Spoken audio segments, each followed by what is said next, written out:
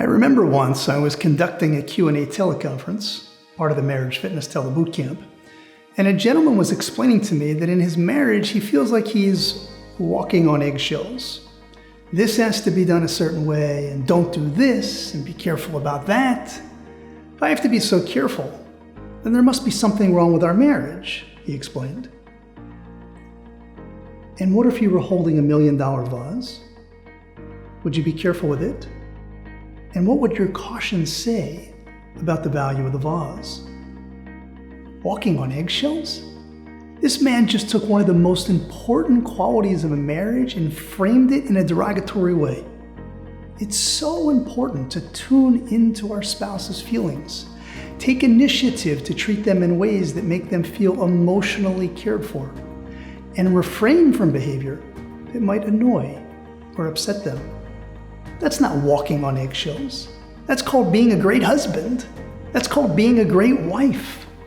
And yes, to succeed with that, you really have to pay attention and be willing to do things differently for your spouse and for the sake of your marriage.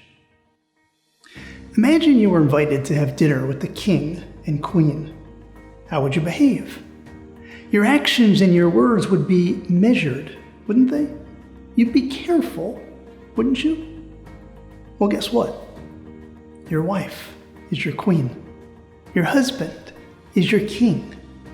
And your marriage should be a place of majesty.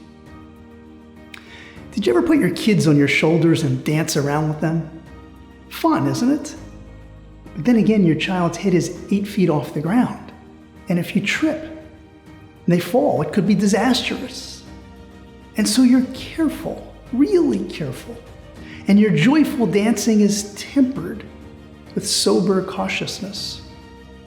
Interestingly, the fear that your child might fall and get hurt is exactly what enables you to feel safe, that the joy of dancing with your child on your shoulders won't be interrupted by a tragedy. This is the experience of a great marriage. It's so precious. It's so much fun. There's so much joy. We're so close that I'm scared that something will happen to that closeness. So I'm cautious. I'm careful.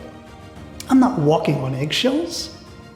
I'm walking in the palace of my queen or king, and I don't want to slip. If you want to learn how to turn your marriage into a majestic relationship, please join me for the next Marriage Fitness Tele-Bootcamp. The first teleconference starts soon, and the Jumpstart downloads are available right now.